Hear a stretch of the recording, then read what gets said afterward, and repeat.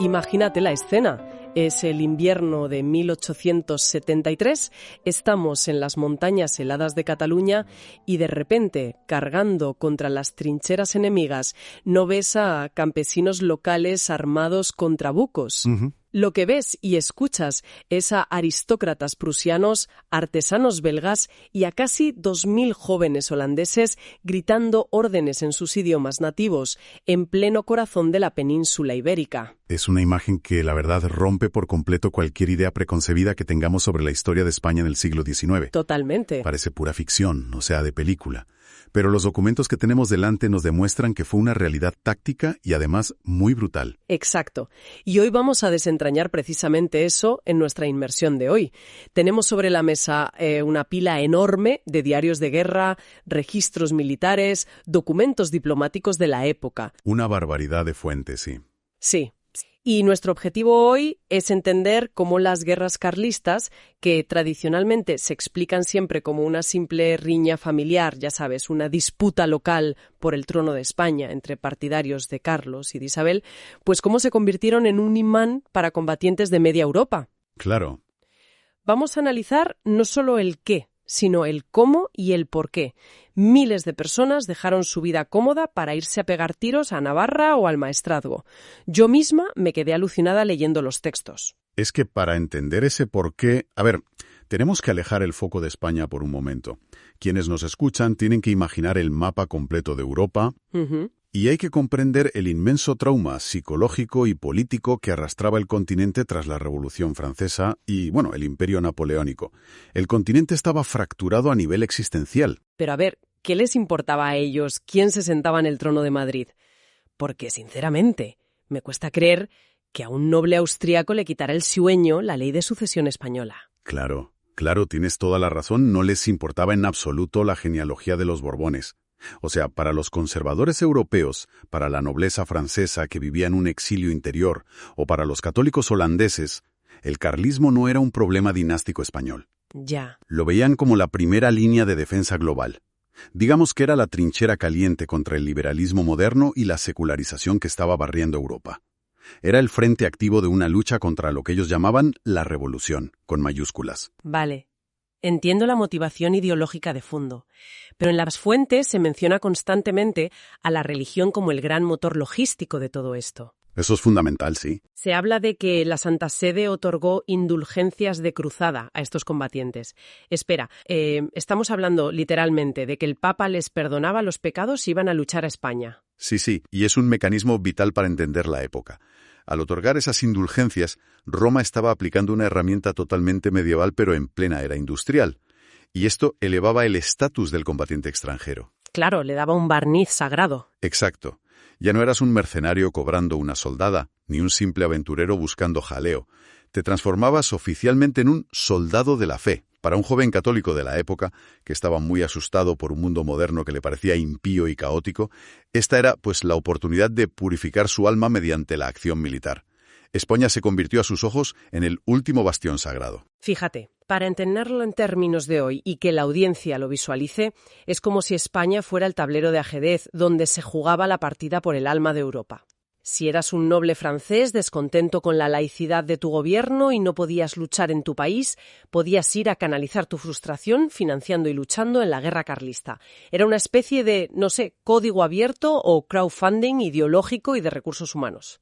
La internacional legitimista, como la llaman algunos de los textos que hemos revisado. Es una analogía muy buena, porque aportaban capital, aportaban armas y, sobre todo, aportaban una fe absoluta en que la lucha física entre el bien y el mal se estaba decidiendo en esos valles españoles. Estaban convencidos de que prestaban un servicio caballeresco. Vale, toda esta mística está muy bien sobre el papel. Pero claro, la fe no detiene la metralla de la artillería liberal. Desde luego que no. Cuando estos idealistas europeos llegan al barro del País Vasco o a las montañas de Cataluña, la pregunta obvia que a mí me surge es ¿quién les enseña realmente a formar un ejército? Porque una guerrilla campesina, por mucha fe que tenga, no sabe asediar una ciudad amurallada. Y ahí es donde entra la pericia técnica extranjera. Es lo que transformó el conflicto desde el principio. Fíjate que si miramos la primera guerra carlista, ya en la década de 1830, vemos llegar a figuras de altísimo nivel técnico.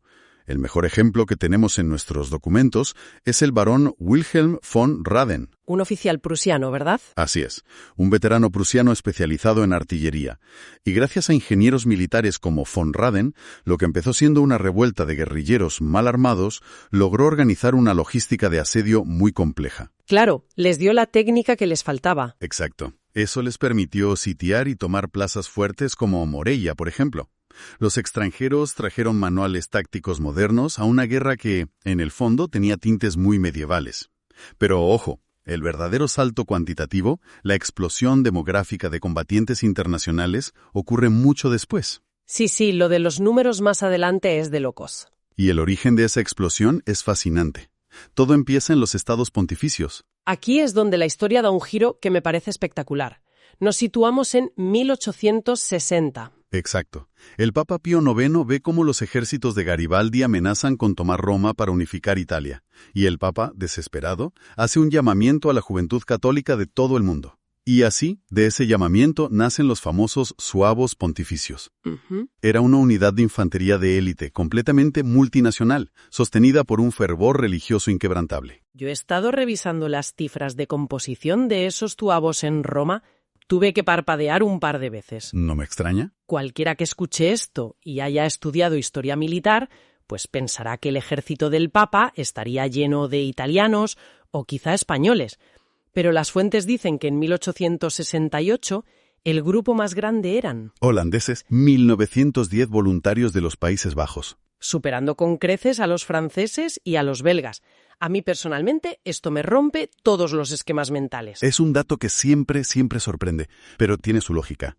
Ocurre que, en los Países Bajos, la minoría católica sentía una tremenda opresión cultural por parte de la mayoría protestante. Entonces, defender al Papa era una forma de autoafirmación identitaria brutal para ellos. Estaban, digamos, altamente motivados. Ya, querían demostrar quiénes eran. Claro. Pero ¿qué pasa? Que cuando Roma finalmente cae en 1870, esta fuerza de élite que lleva años entrenando y combatiendo, que tiene una disciplina férrea, pues de repente se queda huérfana de causa. Claro, están en el paro, pero a nivel espiritual. Ya no tienen una guerra santa que luchar allí.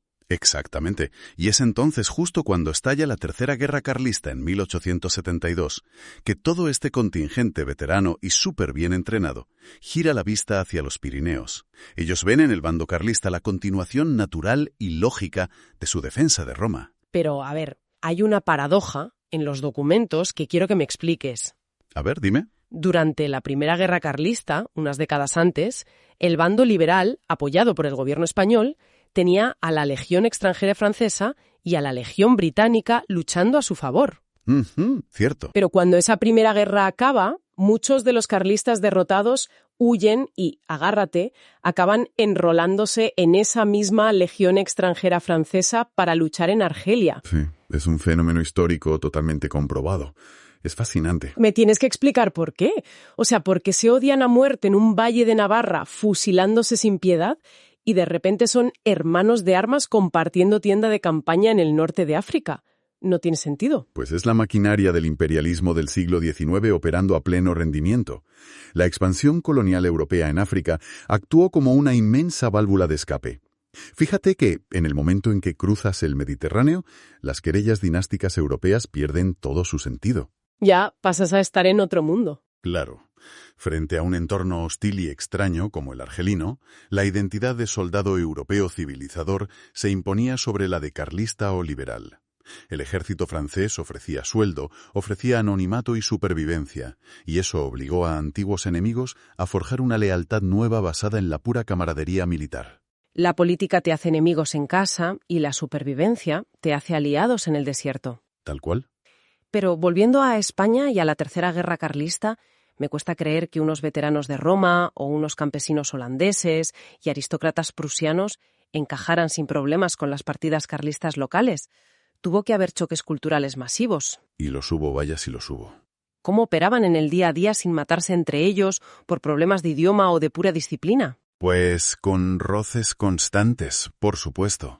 El combatiente local conocía muy bien el terreno y operaba mediante emboscadas, a su ritmo, mientras que el europeo venía con formación militar reglada y mucha rigidez. Para canalizar todo ese talento extranjero y evitar un caos absoluto, el infante Alfonso Carlos, que era el hermano del pretendiente al trono, decide estructurarlos. Y así nace el mítico batallón de zuavos carlistas.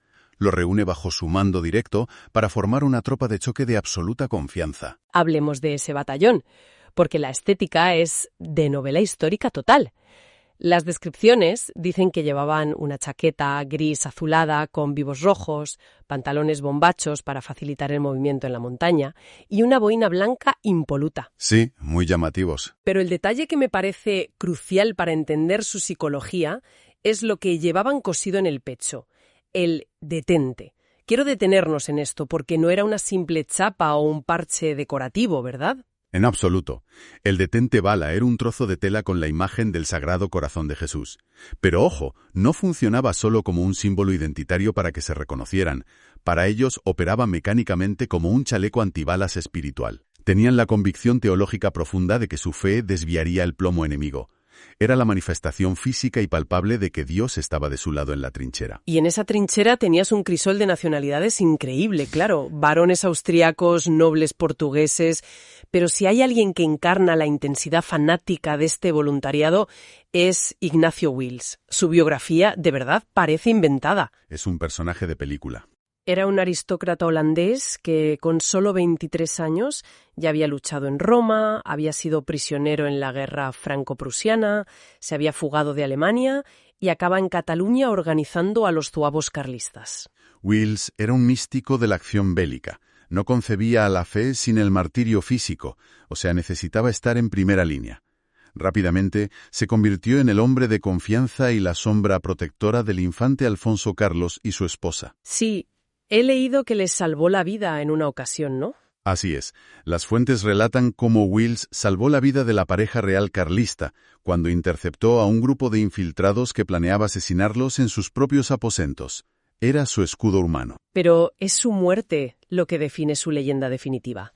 En julio de 1873, en el asalto a Igualada.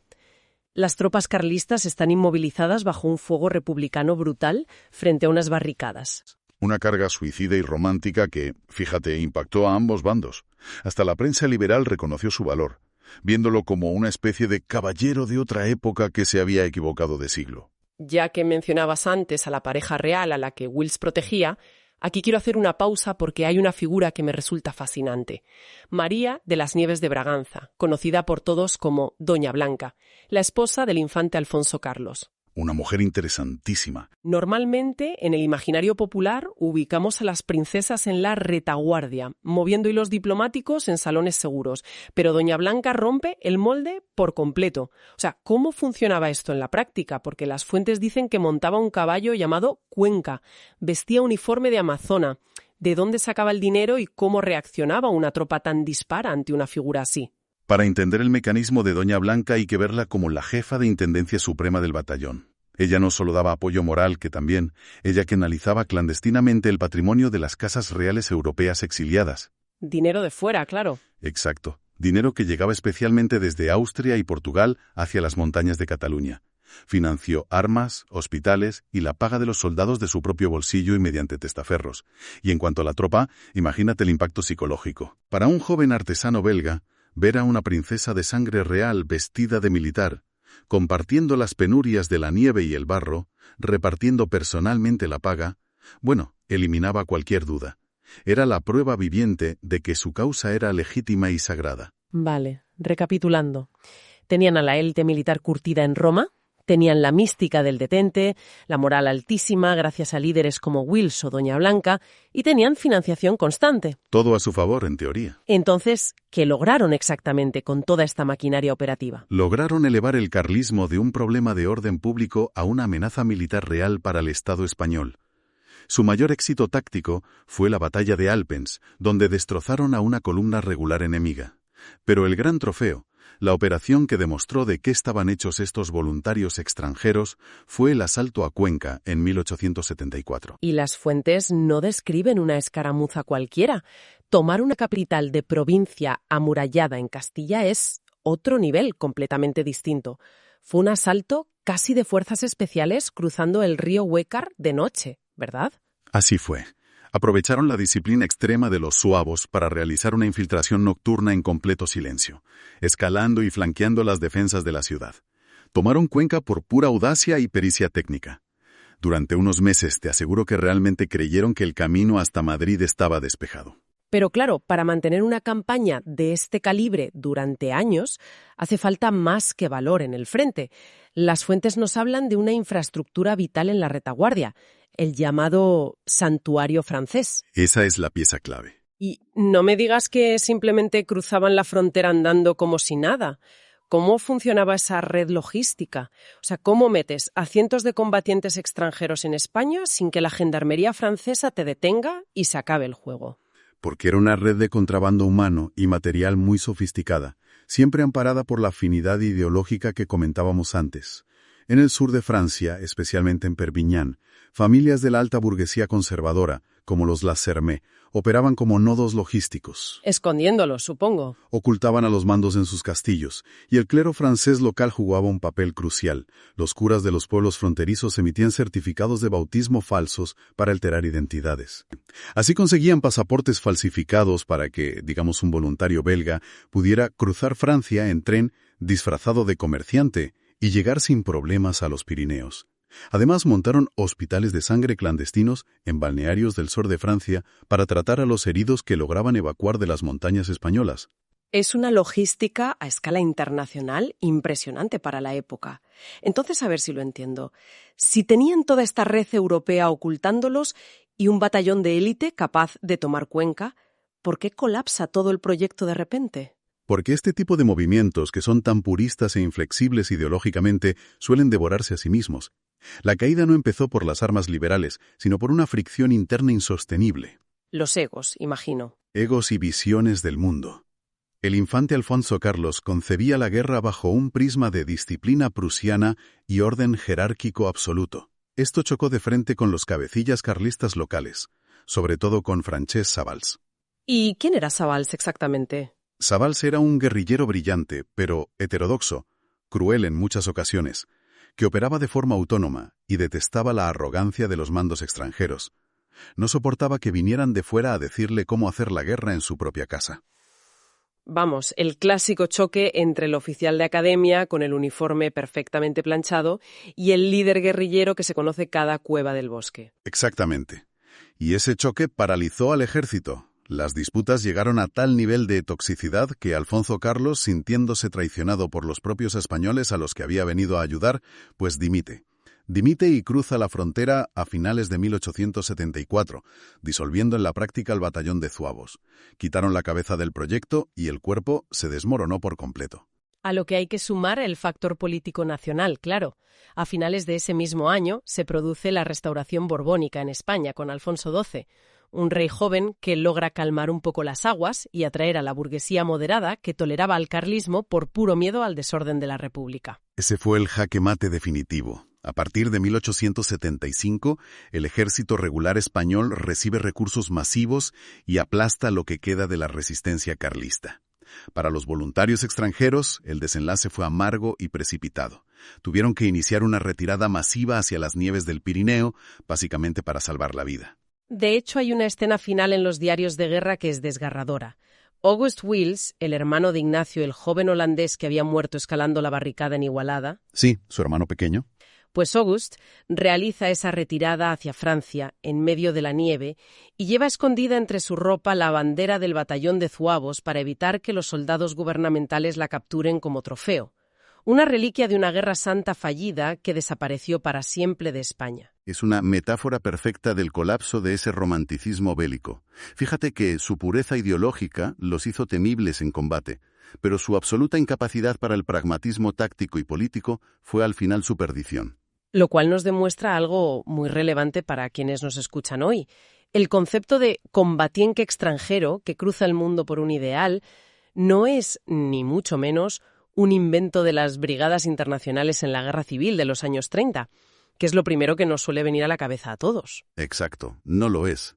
El impulso humano de dejarlo todo, de ir a luchar y morir a un país extranjero porque crees que allí se libra la batalla por el destino del mundo, es una constante en la historia. Sí, cambia el decorado, pero no el fondo. Solo que, claro, un siglo antes el motor no era la lucha de clases o el antifascismo, sino un tradicionalismo católico resistiendo desesperadamente contra la modernidad. Es el mismo instinto humano, pero vistiendo uniformes de distinto color. Y precisamente reflexionando sobre la humanidad de estos combatientes, hay algo que se intuye en las fuentes y que quiero poner sobre la mesa antes de terminar. Dime. Las secuelas psicológicas. Porque hemos hablado mucho de heroísmo, de logística espectacular, de banderas salvadas in extremis, pero ¿qué pasa al día siguiente? Al día siguiente empieza el largo y silencioso invierno del exilio. Eso es. Tenemos registros de hombres como el capellán Juan Espinós. Después de toda esta épica y de sobrevivir a la guerra, acabó sus días viviendo exiliado en Londres, rodeado de anglicanos y de neblina, un entorno que debía parecerle alienígena. Completamente ajeno, sí. O el coronel Gabriel Llompart, un veterano envejeciendo mientras escribía febrilmente memorias sobre la gloria perdida de sus zuavos. Son hombres cuya identidad quedó, digamos, congelada en el tiempo, atrapados en el trauma de una derrota que no fue solo militar, sino profundamente espiritual. Y ese es el pensamiento que quiero dejar flotando hoy para nuestra audiencia. ¿Qué ocurre dentro de la mente de un soldado de la fe cuando tiene que asumir que su cruzada ha fracasado definitivamente? Es una pregunta durísima. Ese abismo emocional que supone levantarse cada mañana durante 30 o 40 años más y tener que convivir pacíficamente en ese mismo mundo laico, moderno y secularizado contra el que una vez empuñaste un fusil en las montañas heladas. Una derrota existencial que nos invita a meditar hasta nuestra próxima inmersión.